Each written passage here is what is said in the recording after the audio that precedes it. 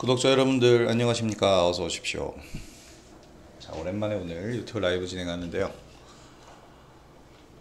자, 오늘 월요일 시장, 지난 주말 동안 우리 시장에 영향을 아주 크게 미칠 만한 내용이 있었죠.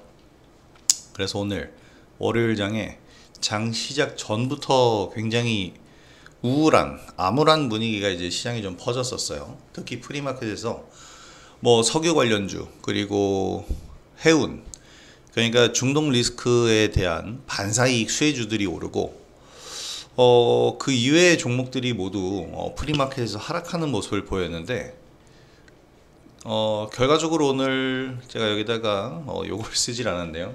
수급을 보느라 이걸 못 썼는데 0.24의 코스피 지수는 하락폭 마이너스 0.24%, 코스닥은 0.85에 끝났습니다.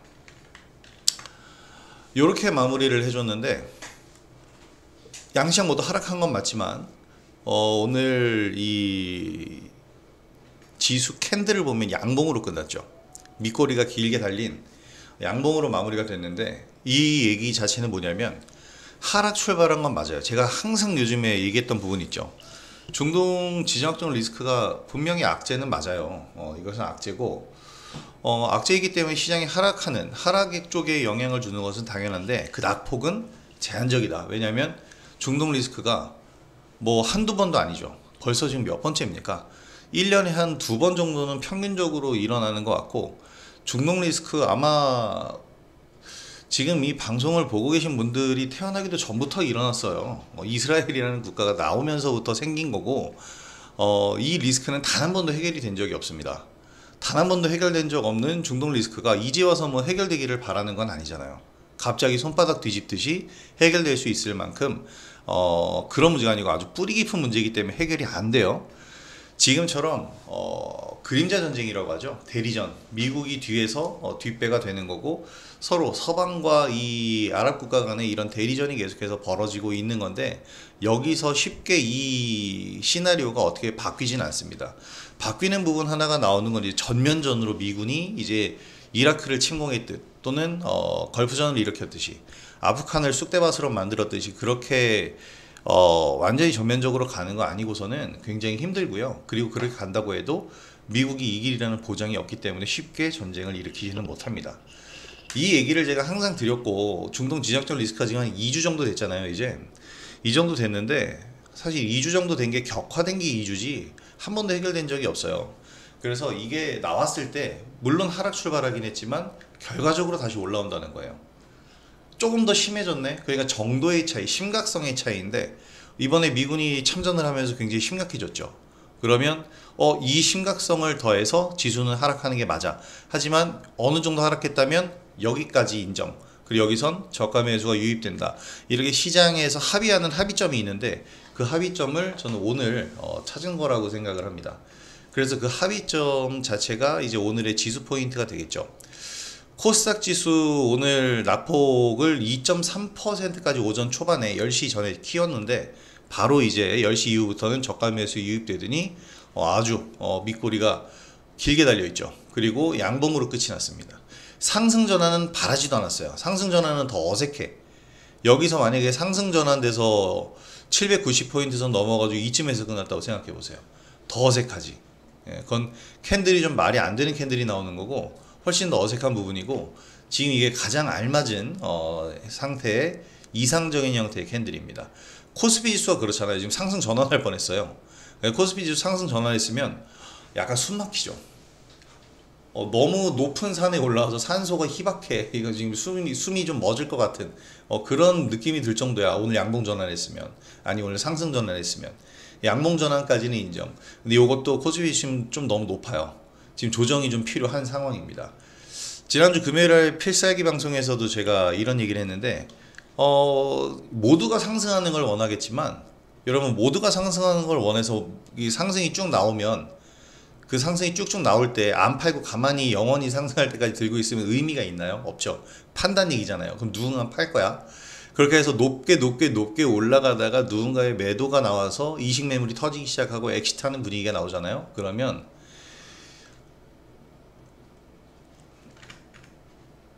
어떤 영향이 나오냐면, 여기서 좀 더 올라가서 한 3000포인트에 3100 넘어서 막 이렇게 올라가다가 여기서 이제 누군가의 엑시트 물량이 나오기 시작하면은 여기에 있는 대기 매물들까지 한 번에 끌고 내려오는 갑작스럽게 매물 폭탄이 나오는 현상이 나올 수 있어요. 그래서 원래 상승을 할 때는 이런 식으로 상승을 보인 것도 지금 너무나도 과격했고 여기서 조정 구간 필요합니다. 자, 5월 중반에 우리가 좀 힘들었었던 구간이 있었죠. 근데 지나고 나니까 저기가 바닥이었잖아요. 제가 저 때도 계속 얘기했어요. 지금 구간이 오히려 좋은 거다. 2주 동안 이게 조정받고 있는데 지금 뭐 힘들어 하실 필요 없다. 근데 여기서 투자자들이 가장 많이 이탈했습니다. 투자자들 진짜 많이 이탈했고요. 그리고 또 그 투자자들이 언제 돌아왔는지 알아요?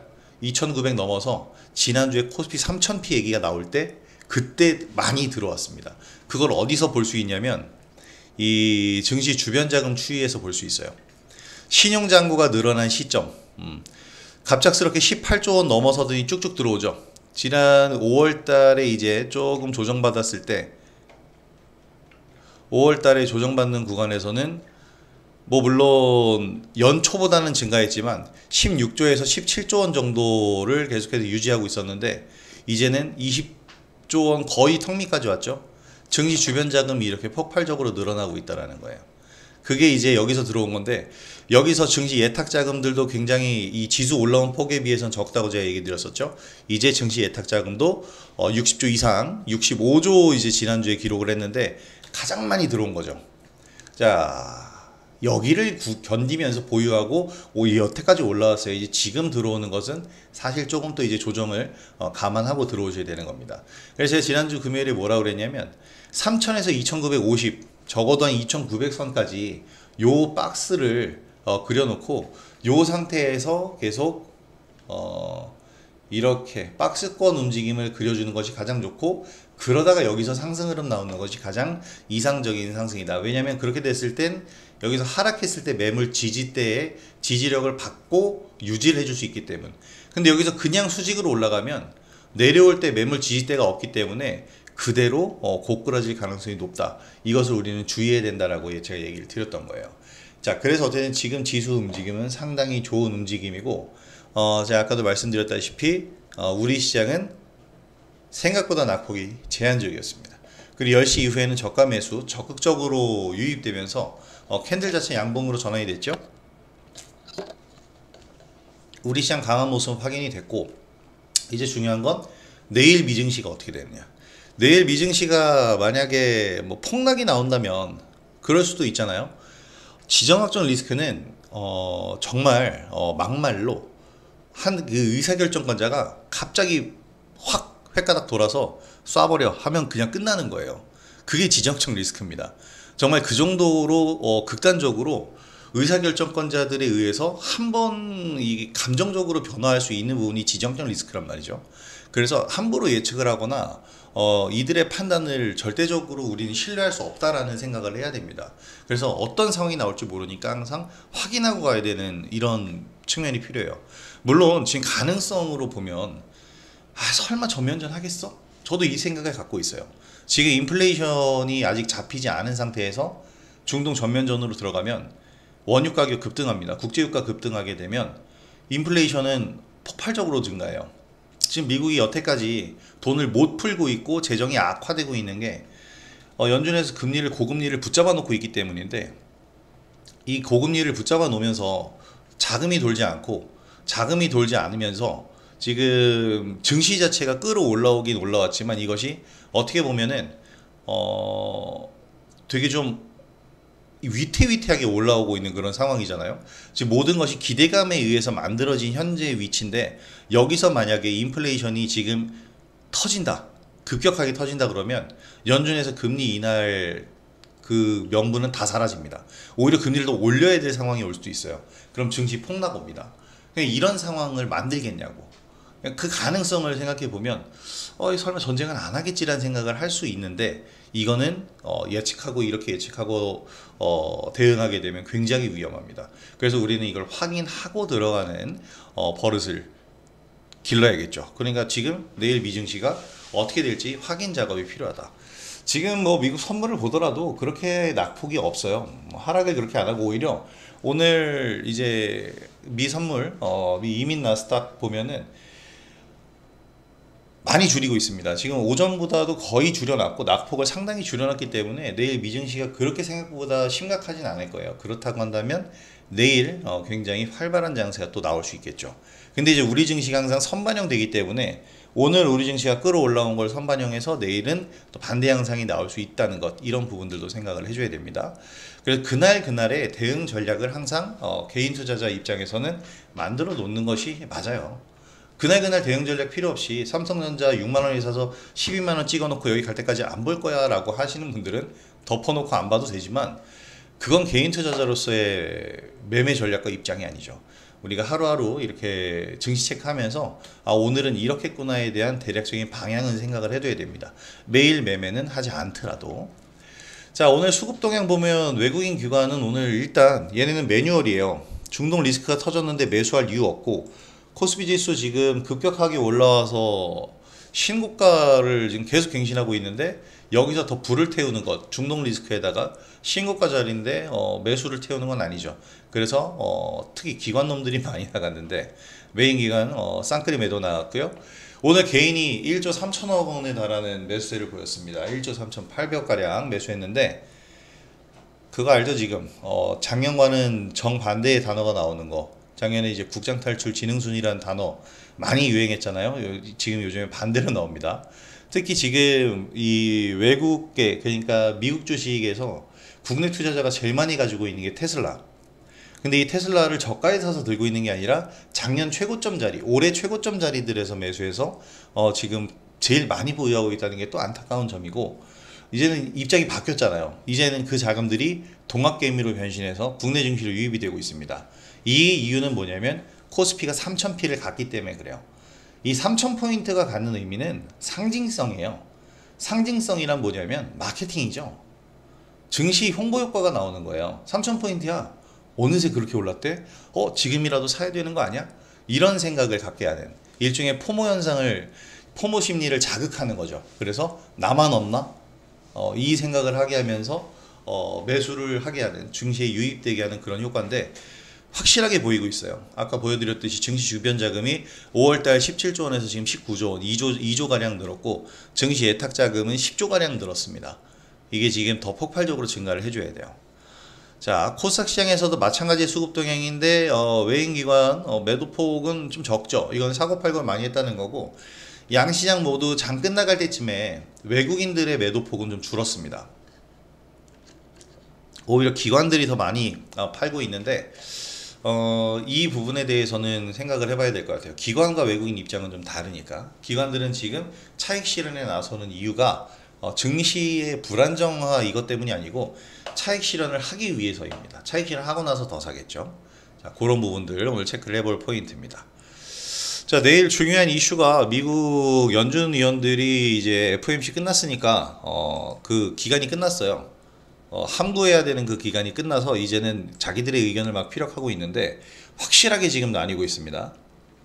대표적인 비둘기파로 분류되는 사람들과 이 다 갈려 있는데, 제가 오늘 이 얘기를 오전 시황글에 써드렸었는데 시장 영향력이 가장 큰 영향을 주는, 시장 영향력이 가장 큰 인물이 크리스토퍼 월러. 저도 굉장히 많이 들어본 이름이고요. 이 뒤에 이제 미셀 보우먼 이사랑 쭉 있는데 내일 한 번에 연설을 쫙 합니다. 이 연준위원들의 연설이 지금 현재 시장에 큰 영향을 미치진 않지만, 지금 뭐 더 큰 것들이 있잖아요. 중동 리스크라든지 이 부분이 있어서 연설 내용이 영향을 미치진 않지만 향후 연준의 금리 이동 경로는 우리가 체크를 해야 됩니다. 중요한 부분이고요. 자, 이제 서비스업 그리고 제조업 구매자 관리 지수 예비치 나오는 때가 바로 내일입니다. 5월 기존 주택 판매량도 나오고요. 뭐 매크로 일정들이기 때문에 그렇게 중요한 부분은 없어요.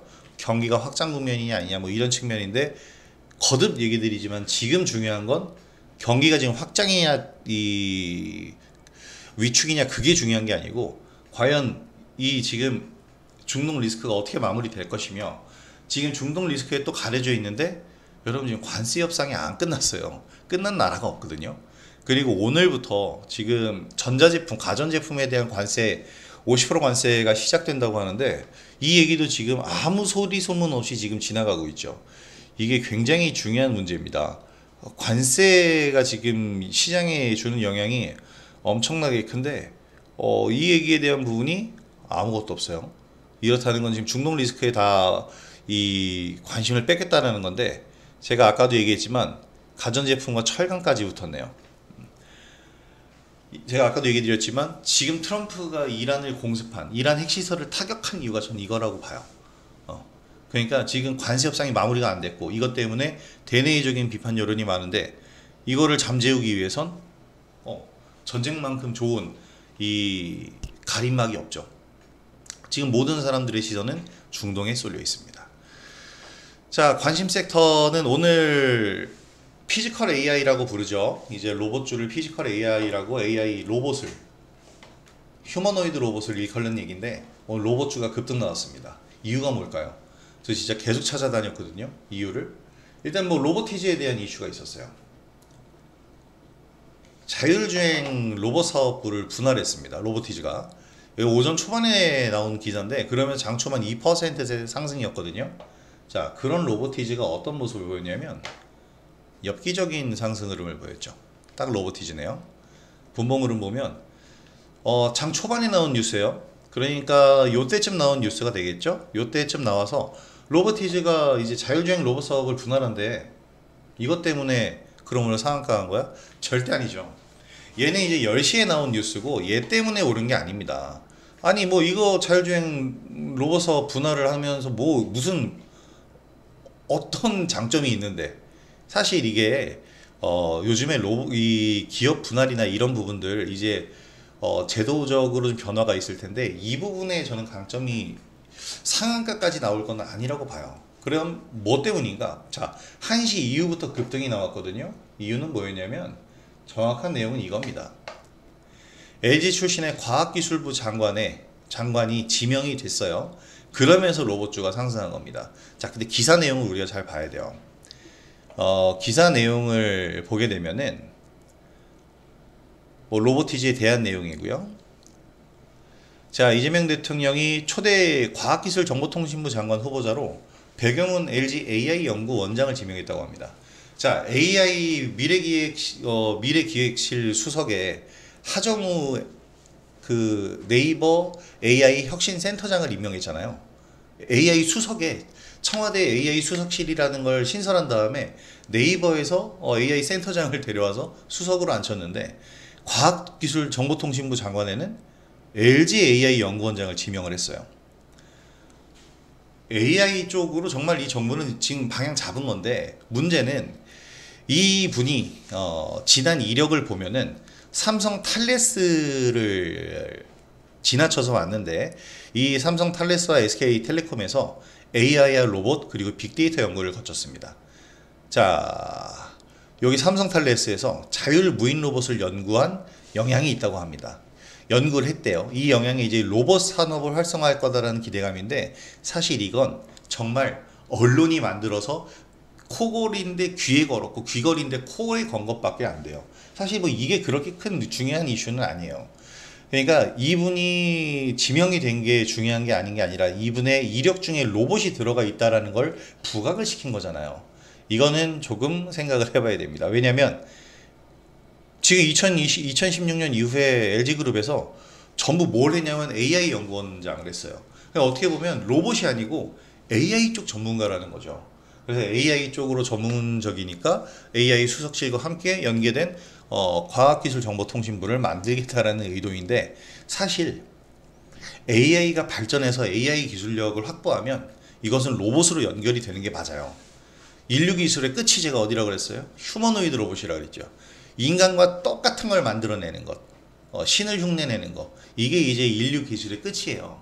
그래서 바이오 쪽에서는 줄기세포로 인간을 복제하는 게 지금 뭐 윤리적으로 문제가 되지만 목표인 거고, 이 로봇 쪽에서는 사람과 똑같은 행동과 모든 것들을 할 수 있는 뭐 촉각이나 시각이나 후각 같은 경우를 전부 아울러서 사람과 동일하게 만드는 것, 이게 이제 하이테크놀로지의 끝이다 이렇게 보실 수 있겠는데, 그래서 이제 AI와 연결이 되는 겁니다. 자, 요 내용으로 인해서 LG 출신이잖아요. LG 출신. 로보티즈. LG전자에서 지분을 가지고 있죠. 로보티즈 같은 경우에 지분율을 보면은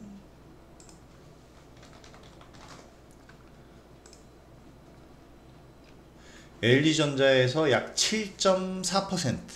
근데 원래 로보티즈가 로보스타와 함께 이 LG 그룹이 LG전자가 이제 로보스타 같은 경우가 33% 갖고 있는데, 로보스타는 LG 그룹 안에서 로봇 사업부로 부서로 있던 곳이에요.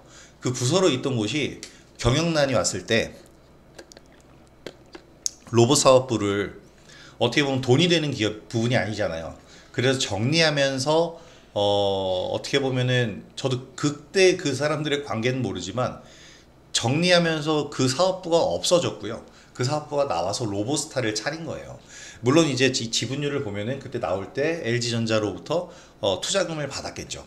투자를 받고 이제 부서가 아닌 한 기업으로 독립이 되어버린 겁니다. 그래서 지금 관계사인 거고, 로보티즈 역시 마찬가지고요. 자, 그래서 이게 로봇, LG그룹 산하에 있는 로봇주가 굉장히 좀 많이 있어요. 그래서 이 로봇 기업들이 현재 움직이는데, 오늘 나온 얘기가 LG 출신의 과학기술정보통신부 장관의 이 LG그룹 출신 인사가 지명이 되면서 급등을 한 거기 때문에 이 로보티즈는 로보스타 쪽으로 수급이 몰린 거고, 다른 종목들을 좀 봐야 됩니다. 이걸 우리가 어디서 힌트를 얻을 수 있냐면 네이버에서 힌트를 얻을 수 있잖아요. 네이버만 지금 독주하는 것 같지만 그렇지 않죠. 네이버만 독주하는 게 아니고 지금 AI 관련주가 전반적으로 상승 흐름을 보이고 있어요. 오늘과 같은 날에도 코난 테크놀로지 같은 경우, 한글과 컴퓨터 같은 경우도 지금 계속해서 상승 흐름이 나오고 있는데, 이렇게 상승 흐름이 주변으로 번진단 말이에요. 대장 하나가 가면은 그 주변에 파생되는 기업들이 나올 수밖에 없습니다. 왜냐하면 그 대기업에서, 그러니까 LG라든지 뭐 네이버라든지 이런 대기업에서 추진을 할 때 자신들이 기획을 하고 모든 것을 설계하지만 그 세부적인 부분까지 자기들이 처리할 수 있을 만한 인프라가 안 돼요. 그럼 그것들은 어떻게 해요? 쉽게 얘기하면 하청을 주는 거고, 우리가 요즘에는 그걸 밸류체인이라고 표현하죠. 그렇게 밸류체인을 엮어서 가는 기업들이 나오기 때문에 로봇 역시 마찬가지고요. 그리고 LG그룹만 로봇을 해요? 아니란 말이에요. 지금 우리나라 빅4 기업들 모두 로봇 사업을 진행합니다. 그래서 지금 복잡하게 이렇게 써있는 이 클로봇 같은 경우에도, 클로봇 같은 경우에는 어디라 그랬어요? 현대그룹, 현대차그룹의 로봇 기업, 이 클로봇 같은 경우에 잘 보시고, 유진 로봇 같은 경우는 제가 이제 지난 요때 이제 한번 매매를 했었던, 여기 요 상한가들은 갈 수가 없고, 이때 왜냐면 이 대선 레이스 시절에 이제 이재명 캠프로 여기 출신 사회이사가 들어갔기 때문에 이렇게 인맥주로 분류되면서 급등한 건데, 유진 로봇은 인맥주로 끝나기에는 아까운 기업이에요. 자율주행 로봇이 있으면서 특히 강점을 갖고 있는, 물류 쪽의 자율주행 로봇에서 굉장히 강점을 갖고 있는 기업이기 때문에 요번 이슈에 이 유진 로봇도 흐름을 타서 다시 상승 구간을 만들 수 있는 기업이기 때문에 잘 한번 보셔야 됩니다. 그렇게 관심을 좀 가져보시고, 로봇주는 이 이외에도 굉장히 많잖아요. 그래서 유일 로보틱스 같은 경우에도 오늘 4% 정도 약간씩 더 올랐어요. 레인보우 로보틱스도 약간 대장주죠. 두산 로보틱스가 상당히 많이 올랐죠. 11%. 상대적으로 많이 올랐는데, 두산 로보틱스가 이제 얼마 전에 휴머노이드 로봇 사업 부를 신설을 했습니다. 그러면서 두산 로보틱스가 강세 흐름 보이고 있는데, 역시 관심주로 좀 보시면 도움이 많이 되실 겁니다. 자, 이렇게 오늘 시장을 주름 잡았었던 게 바로 이 로봇주였죠. 그리고 이제 이걸 빼먹을 수 없는 게 에너지 관련주입니다. 제가 올해는 에너지 슈퍼사이클이 올 거라고 계속 얘기를 드렸어요. 에너지 슈퍼사이클이 옵니다. 슈퍼사이클이란 뭐냐면 거의 10년, 20년 주기로 실적이 퀀텀 점프를 해서, 그 퀀텀 점프한 실적이 분기별로 계속 퀀텀 점프를 하는 시기를 이제 우리가 슈퍼사이클이라고 해요. 퀀텀 점프. 그러니까 지난 분기 대비한 100% 이상의 영업 실적을 내는, 지금 작년에 우리나라의 슈퍼사이클 업종이 굉장히 많았어요. 근데 주가 안 올랐죠. 그게 지금 오르고 있는 거고, 에너지 관련주들도 마찬가지예요. 저는 지금 이제 그때가 왔다고 보는데, 다들 아시다시피 픽은 그러니까 탑 픽은 두산 에너빌리티입니다. 어마어마하죠. 이거 지금 4월달 이후로도 3배가 올랐어요. 엄청 오르고 있는 건데 이게 지금 뭐냐면 분노의 랠리예요. 얼마나 무시당했습니까 그동안. 해외에서 그렇게 인정받고 있는 두산 에너빌리티인데 우리나라에서 인정을 못 받았잖아요. 지금 이제 코스피 시총 10위 안으로 들어왔어요. 앞으로 더 갈 겁니다. 어떻게 보면 우리나라 에너지 사업에서 유일하게 SMR을 제조할 수 있는 기업이기 때문에 두산 에너빌리티의 이 위치는 독보적이다라고 할 수가 있겠고요. 그래서 두산 에너빌리티의 이 밸류체인들을 잘 봐야 되는데 뭐 오르비텍이 최근에 강세 보였죠. 근데 오르비텍은 사실 밸류체인이 아니에요. 오르비텍이 오르는 이유는 원전 해체 때문에 오르는 거예요. 단발성 테마 시세라는 거죠. 지금 오르비텍 같은 경우에는 대표적으로 원전 해체 수혜주입니다. 근데 이제 고리 1호기 원전 해체 심사에 들어가죠. 이번 주에 결과 나올 텐데 그것 때문에 지금 상승을 하고 있는 거고 우진엔텍 역시 마찬가지예요. 근데 지금 제가 지난주 필살기에서도 얘기 드렸던 G2파워 같은 경우는 원전 해체에도 관련이 있지만 원전과 태양광, 풍력 모든 에너지 사업 쪽에 다 들어가요. 왜냐면 얘네가 만드는 게 이 배전반이라는 건데 쉽게 얘기하면 두꺼비집입니다. 전력을 끊었다 올렸다 그리고 전력이 끊기지 않게끔 당연히 또 유지를 해주는 거 그리고 뭔가 화재 위험성이 이런 게 있을 때 차단기 내려가는 이런 부분들을 만드는 건데 솔직히 원전 안에서 가장 중요한 핵심입니다. 태양광 풍력도 물론 중요하지만 왜냐면 원전 안에선 정전이 되는 순간 방사능이 유출될 수 있는 위험도가 있기 때문에 치명적이잖아요. 그래서 지금 G2파워 같은 경우가 두산 에너빌리티의 가장 큰 밸류체인인데 참 주가가 안 가네. 가장 많은 현상이 나오는데 뭐 워낙에 이런 부분들 좋은 기업이다라는 게 인식이 되어 있으니까 오히려 관심을 못 받는 걸 수 있지만 아직 테마성 시세가 좀 안 나오고 있네요. 요거는 조금 아쉽습니다만은 어쨌든 주가 흐름 나오게 될 테니까 에너지 관련주들 잘 보시고 오늘 가장 핫한 에너지 기업은 SK 이터닉스입니다. 엄청나죠? 이거 제가 정말 많이 강조했던 기업이에요.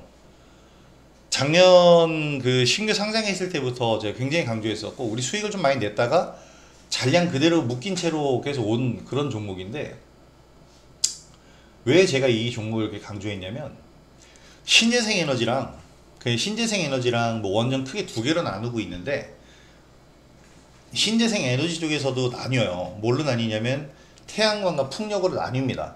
자, 태양광과 풍력으로 나뉘는데 여기서 이 SK 이터닉스는 태양광과 풍력을 같이 해요. 그리고 여기다가 에너지 저장 장치까지 같이 합니다. 이런 같은 기업이 대명에너지가 있는데 우리가 원래 대명에너지를 먼저 수익을 받죠. 대명에너지를 먼저 수익을 받고 그 다음에 이제 SK 이터닉스를 보고 들어간 건데 오늘 이렇게 급등한 데는 대외적인 이슈 하나가 있었어요. 이거는 어떻게 보면은 운이 좀 좋았다 볼 수 있겠죠. SK그룹이 아마존 웹서비스와 데이터 센터를 만듭니다. 어디에? 울산에. 여기에 왜 SK 이터닉스가 관련주로 들어가느냐? 데이터 센터를 만드는데 여러 가지가 필요하지만 가장 원천적으로 데이터 센터를 가동시키려면 뭐가 필요해요? 전기가 필요합니다. 울산에다가 만들잖아요. 울산에 가장 설치하기 좋은 게 뭘까요? 해상 풍력 타워란 말이에요. 그래서 지금 이런 부분들 그래서 SK 이터닉스가 에너지 저장장치 사업까지 하기 때문에 이 울산 AI 데이터 센터 구축의 수혜주로 분류가 되고 있는 거고 오전에 뉴스 중에 하나가 요 뉴스 나왔는데 요거는 이 사람이 기자가 좀 잘못 쓴 것 같은데 이터닉스가 무슨 고대역풍 메모리나 이런 걸 만드는 기업은 아니죠. 이터닉스가 아니고 이건 하이닉스입니다. 하이닉스를 이 사람이 잘못 쓴 것 같은데 어쨌든 이 7조 원 규모의 울산 AI 허브에 요 이재명 대통령과 최태원 회장이 원래 얘기를 했던 부분이에요. 여기에 이제 SK 이터닉스 뿐만 아니라 SK 그룹주 전반적으로 전부 투입이 되는 사업입니다. 이거 한 번에 끝나는 거 아니에요. 이것도 지속성이 있는 사업이기 때문에 SK 이터닉스가 에너지 관련주로서 좀 더 힘을 발휘해 볼 수 있을 겁니다. 뿐만 아니라 다른 이제 신재생 에너지 쪽에도 계속해서 영향을 주겠죠. HD 현대 에너지 솔루션이 오늘 이제 흐름을 좀 바꾸려고 하고 있는 모습이고 대명 에너지도 흐름을 좀 바꾸려는 모습 나오고 있어요. 에너지 관련주 올해 슈퍼사이클 도래한 거니까 잘 지켜보시기 바랍니다. 자, 그리고 관심 섹터 세 번째, 여기까지 이제 종목 얘기해 드릴 건데, 핀테크예요. 핀테크. 지금 요 핀테크도 정책 사업으로 밀어주고 있기 때문에 갈 수밖에 없는, 당연히 상승해야 되는 부분 중에 하나. 그리고 카카오 그룹주를 살리는 테마. AI를 누구한테 넘겨줬습니까? 지금 네이버한테 넘겨줬잖아요. 근데 정권별로 이 포털 기업들의 친포털 그 기업들이 있잖아요. 민주당 쪽은 카카오입니다. 그리고 저기 국민의힘 쪽은 네이버였죠. 이게 우리가 익히 일반적으로 알고 있는 정권에 따라서 갈리는, 그래서 카카오가 이전 정권에서 아주 그냥 난도질을 당했잖아요. 물론 당할 만하니까 당한 부분도 있긴 하지만 너무 과하게 당했잖아. 그래서 완전 카카오의 주가가 주저앉았었잖아요. 카카오페이 말고 카카오를 보면 그렇게 주저앉았던 주가인데 이제 어때요? 야, 이제는 이제 되살아나고 있습니다. 17만원짜리가 지금 얼마까지, 4만원, 3만원대까지 내려갔었는데 이제 6만원대까지 올라왔어요. 앞으로 더 달릴 겁니다. 솔직히 카카오가 잘한 게 별로 없어요. 기존에 있던 사업들이 잘 되니까 약간 좀 방만했다라고 볼 수도 있고, 왜냐면 그렇게 돈을 벌었으면 문어발식 투자를 할 게 아니고 진출할 게 아니라 AI 역량을 정말 강화해서 우리나라만의 LLM을 벌써 만들어내고도 남았어야 되거든요. 안 했잖아요. 뭐 그동안 사법 리스크가 있어서 못했다라는 거, 이거는 말이 안 됩니다. 왜냐하면 그거 이외에 사업부를 돌릴 수 있는 경영진의 능력이 충분했기 때문에 자금도 그렇고 못 만들었죠. 그래서 이번에 AI 수석실을 네이버에 뺏긴 거예요. 제가 볼 땐. 왜냐하면 네이버는 이전 정권에서 사법 리스크가 없었죠. 근데 네이버도 문제는 많이 있었어요. 많이 있어서 주가 부침은 굉장히 심했는데, 그래도 네이버는 AI 쪽에 투자를 많이 했단 말이에요. 그러면서 하정우 AI 혁신센터장이 청와대 AI 수석실로 간 거고, 그러면서 이제 AI 쪽은 네이버에게 빼앗겼습니다. 근데 핀테크만큼은 카카오 그룹이 가져가고 있어요. 물론 NHN KCP가 달리면서 이제 좀 받고 있지만 얘는 시총이 좀 적고요. 카카오페이는 지금 시가총액이 10조예요. 이제 이런 기업이 지금 15% 간다는 건 말이 안 되잖아요. 여기로 어떻게 보면 그만큼의 보상을 좀 해주고 있다라고 저는 보상심이다라고 생각을 합니다. 그래서 카카오페이와 직접적으로 관련된 더즌 잘 보셔야 되고, 지금 오늘도 스테이블 코인 얘기가 나왔어요. 스테이블 코인을 왜 만드는지 저는 이해할 수가 없습니다. 가상자산 만들어서 뭐 합니까? 괜히 거기서 탈세나 뭐 각종 이 안 좋은 범죄에 연루될 것만 더 많아 보이는데, 근데 지금 글로벌 분위기는 그런 걸 좋아하잖아요. 스테이블 코인을 그렇게 키우려고 하고 있잖아. 그럼 이왕 만들 거면 기본 자산이 없는, 기초 자산이 없는 그냥 가상화폐보다는 기초 자산이 어느 정도 있는 스테이블 코인이 낫다는 거죠. 자, 그래서 지금 이 스테이블 코인을 우리나라도 원화 기반으로 만들자라고 하고 있는데, 무담보 알고리즘형 이런 건 이제 테라나 루나 사태를 일으킬 수 있기 때문에 안 돼. 암호자산 담보형이라든지 법정 화폐 담보형, 그러니까 달러 기반, 원화 기반 이런 거잖아요. 그래서 우리나라는 원화 기반을 선택하는 겁니다. 그래서 스테이블 코인을 만들게 되면은 뭐 지금까지는 우리가 카카오페이로 결제를 하면 내 계좌에서 돈이 이체돼서 어쩌고 저쩌고 해서 결제가 되는 거잖아요. 지금은 이제 그냥 스테이블 코인으로 바로 결제돼서 일괄적으로 처리가 되는 부분. 근데 별로 달라지는 거는 저는 피부로 와닿는 달라짐은 느낄 수 없는데, 어쨌든 이 부분을 하겠다라는 겁니다. 그래서 이 결제 시장을 더 키우겠다, 디지털 자산 시장을 키우겠다는 얘기인데, 이 존재가 필요하냐 안 하냐를 떠나서 일단 정부에서 이걸 추진한다라고 하면 가장 먼저 수혜를 받는 건 카카오페이입니다.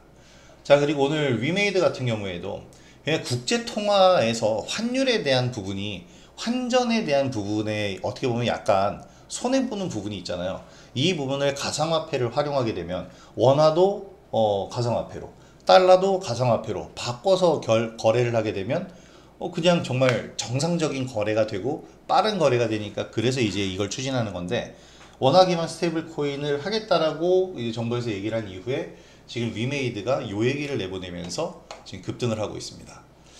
자, 위메이드에서 위믹스 3.0 메인넷에 스테이블 코인을 정식 도입했다라고 얘기를 했어요.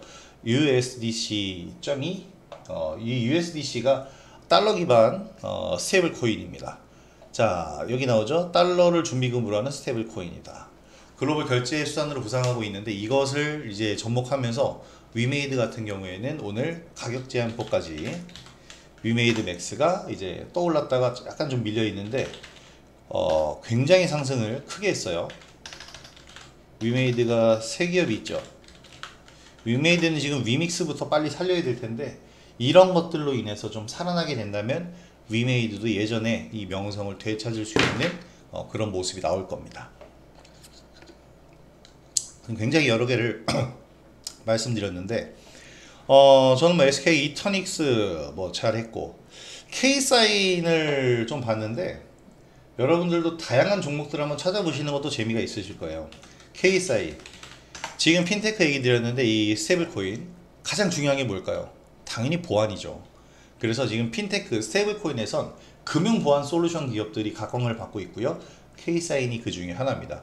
뭐 한국 정보 인증이나 이런 기업들도 다 마찬가지의 기업들인데 이런 관련주들 파생되는 기업들도 흐름 잘 보시고 다나이 같은 경우에는 대장주급의 종목인데 이런 종목들도 함께 잘 보시면 도움이 되실 겁니다. 자, 그래서 지금 다 얘기를 해드린 부분인데 결론은 오늘 시장은 일단 우리가 좋았다. 하지만 앞으로의 시장은 계속 예측 불가의 모습이기 때문에 지적적 리스크니까 그래서 우리는 확인을 하면서 가면서 적당한 조정이 필요하던 시점에 좋은 빌미가 된 거거든요. 그래서 지지라인을 확인하면서 저가 매수 전략 계속 유지를 하고 활발하게 대응을 해주시는 전략으로 가시는 게 좋을 겁니다.